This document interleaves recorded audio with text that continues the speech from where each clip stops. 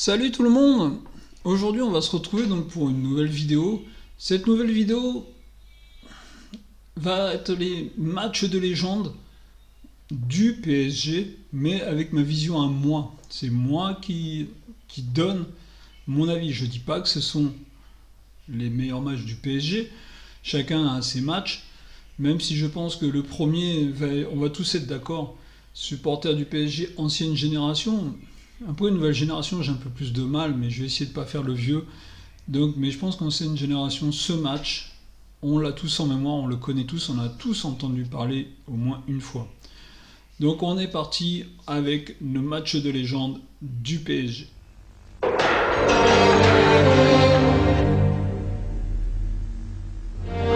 j'étais un peu revanchard, quoi. En fait, on l'était tous, quoi, de toutes les façons. On entre dans les foyers quand on donne de l'émotion et qu'on renverse des situations incroyables. Et Paris l'a fait au moins une fois, à mon goût sûrement plus, mais au moins une fois, c'est avec PSG Real. Je crois que ce match-là, tous les amateurs de foot s'en souviennent, quelle que soit leur équipe favorite. Je préfère Marseille, moi. Donc j'étais pas peut-être. Thierry Henry a 15 ans. Ce soir-là, il est devant sa télé, comme si c'était hier.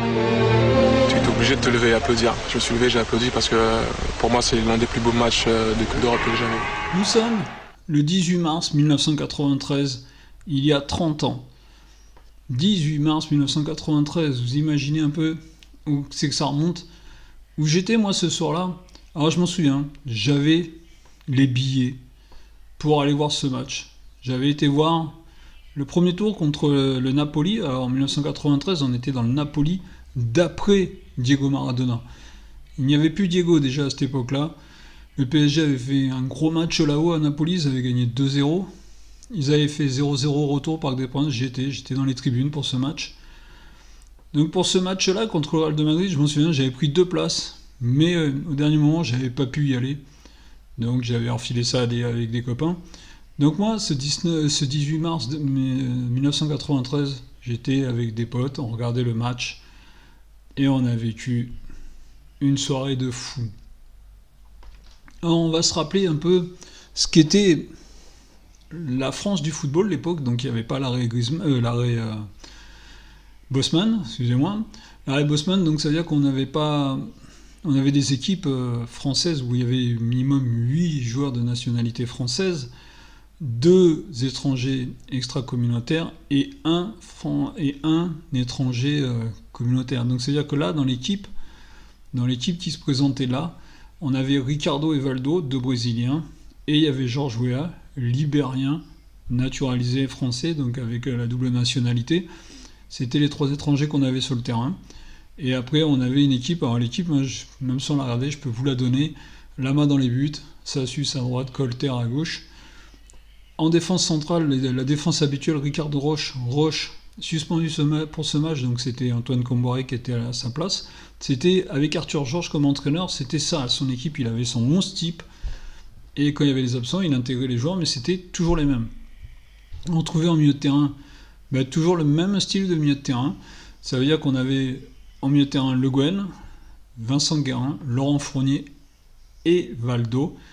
À part pour ce match, il avait laissé Le Guen, Guérin et Valdo, car là, il fallait être un peu plus haut sur le terrain. Donc là, au départ, il avait mis en attaque Georges Weah, David Ginola et Amara Simba, qui étaient titulaires au départ du match.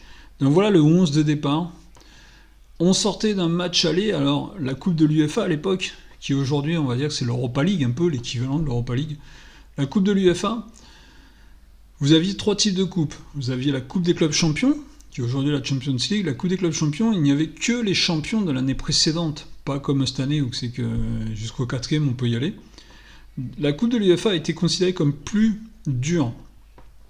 Car bien souvent, il y avait des équipes, alors c'était la 2, nous en France, c'était la 2 à la 4e place, je crois, et vous aviez quand même, par exemple en Espagne, si vous aviez Barcelone champion, à l'époque c'était le Barcelone de Cruyff qui était quand même au-dessus de tout le monde, donc vous vous retrouvez avec le Real de Madrid, par exemple, en Coupe de l'UEFA, et pareil avec les autres championnats. Donc là, la Coupe de l'UEFA, la C3, donc l'époque de la C3. On revient dans le contexte français, donc il n'y a pas l'arrêt Bosman.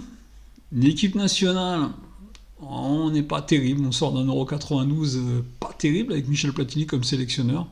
On espère se qualifier pour la Coupe du Monde 94 aux États-Unis. On a loupé la Coupe du Monde 90 en Italie déjà. En club, l'Olympique de Marseille perd en finale de la Ligue des Champions, de la Coupe des Champions plutôt, excusez-moi, donc de la C1 contre l'Étoile Rouge de Belgrade à Bari. L'Étoile Rouge de Belgrade, équipe donc de l'ex-Yougoslavie, donc là c'était vraiment une très très belle équipe à ce moment-là.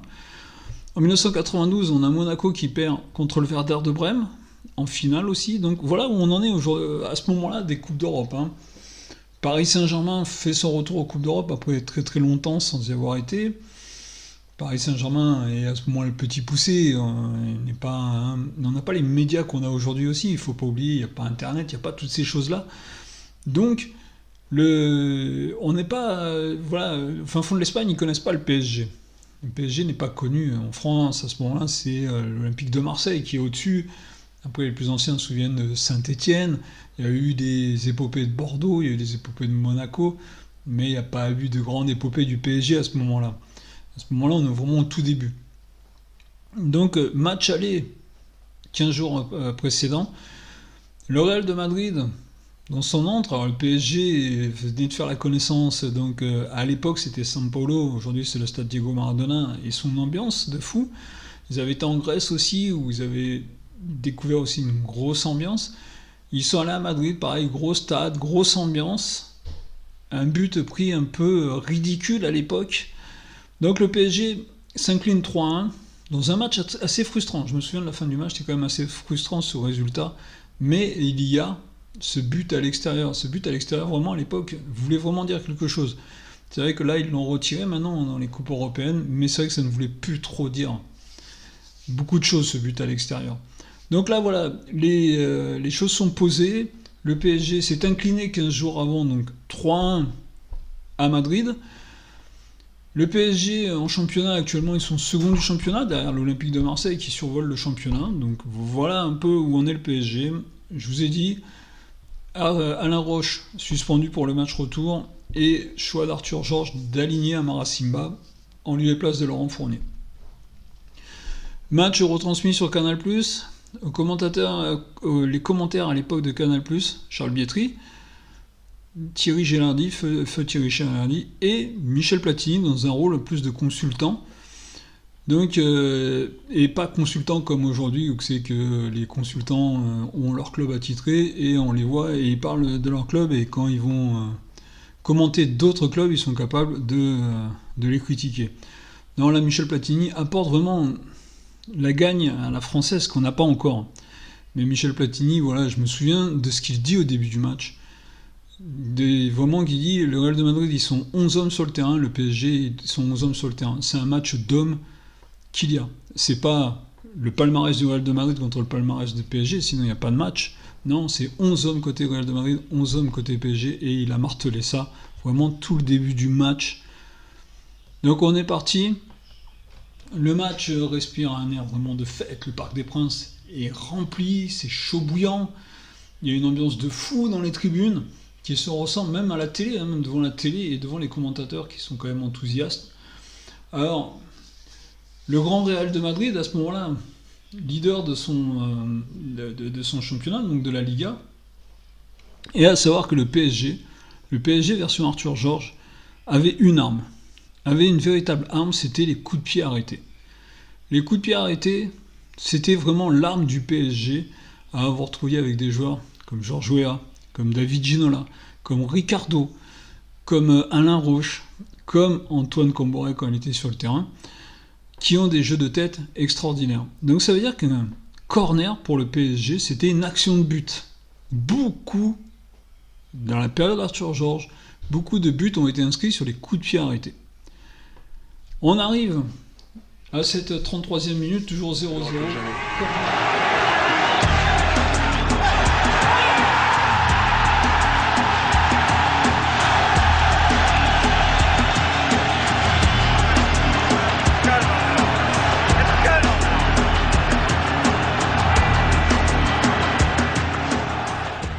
Je me souviens de ce que dit Michel Platini, on est tous en liesse, et Michel Platini dit voilà, la moitié du chemin est fait. 1-0, on arrive à la mi-temps 1-0, c'est fantastique, allez on continue. Le PSG en deuxième mi-temps, il va, il croit, pousse. Daniel Bravo rentre sur le terrain, Bruno Germain rentre aussi pour essayer d'équilibrer, parce qu'à l'époque le PSG était quand même équilibré. Donc on est là, ça pousse. Et là on arrive à la 81e minute. Valdo. Wea. En retrait, c'est bien joué.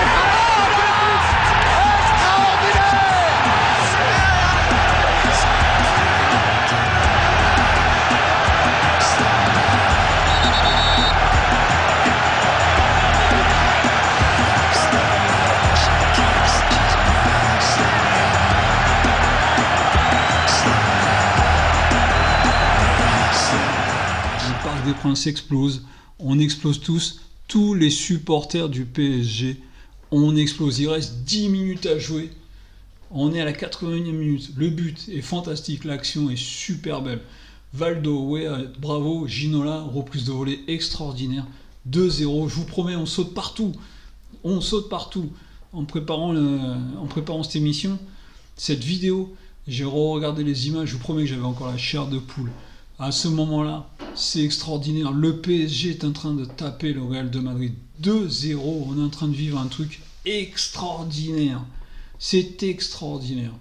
Et le match se continue. Et est-ce que Paris doit continuer à attaquer? Est-ce que Paris doit défendre? On ne sait pas trop. On sait que le PSG, quand même, est capable de défendre parce que sa défense est vraiment une très très grosse défense avec le magnifique gardien qui était Bernard Lama.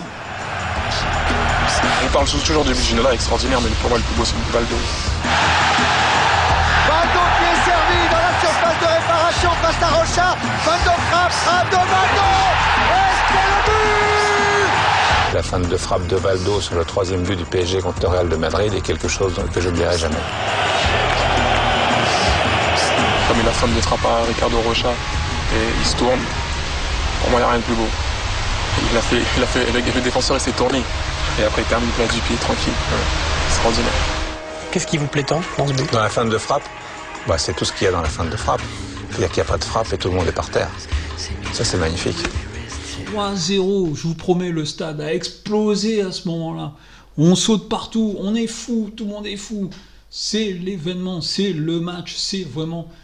Voilà, ça part dans tous les sens, c'est extraordinaire, ça crie de partout. C'est vraiment le moment, c'est vraiment une image, quand je vous parle de ce match, de ce sport, mais c'est extraordinaire ce qu'on vient de vivre. On est en train de vivre quelque chose d'extraordinaire.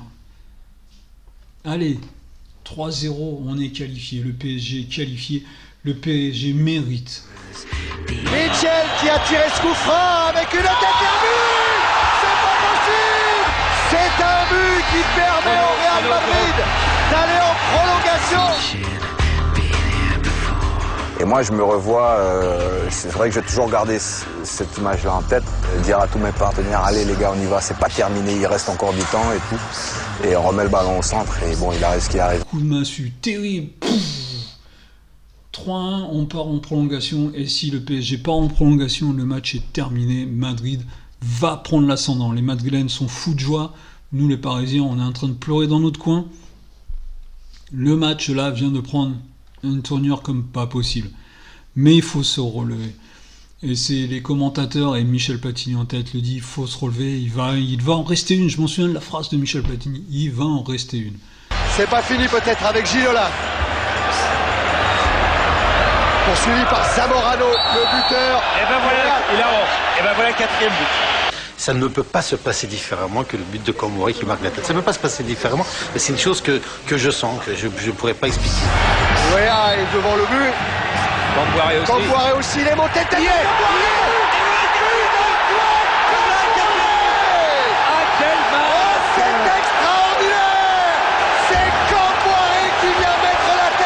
Je me rappelle avoir suivi la trajectoire du ballon. Je veux dire, ça semble durer une éternité quand on pense à ça. Le ballon, il part et on marque. Et je me rappellerai toujours Antoine. J'étais fier pour lui. C'est un super mec. Moi j'allais dire, c'était ma Coupe du Monde à moi.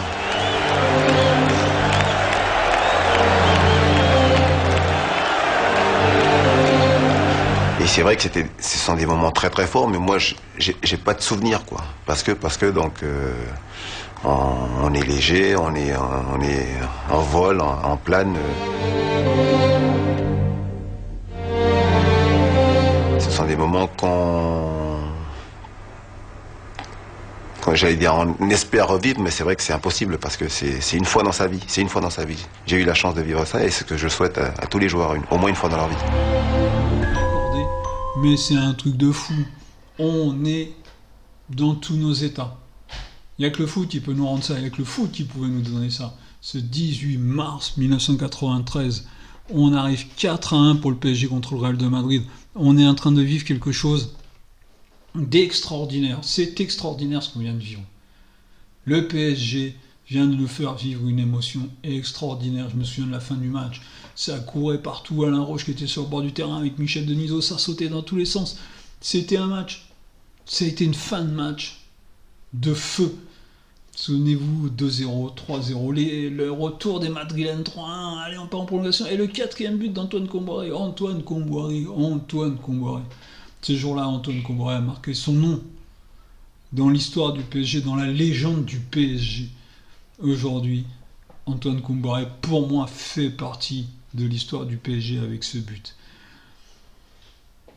4-1, victoire des Parisiens. Pendant 2-3 jours, on est sur un nuage. C'est extraordinaire. En tant que Parisien, on est sur notre nuage. Bon, on va pas continuer la story pour aller sur la demi-finale contre la Juventus de Turin. Mais voilà, on est là. Le PSG vient de s'imposer 4-1. Le PSG ne le sait pas encore. On est en 1993, le club existe depuis 1970. On est sur une histoire de 23 ans, c'est son match référence, on va dire. Il y a eu d'autres matchs, et dans les matchs de légende, on va parler d'autres matchs avant de ce match-là. Mais pour moi, à mes yeux, c'est le match numéro 1 du PSG. De sa création jusqu'à aujourd'hui en 2023, on n'a jamais eu de match avec autant d'émotions.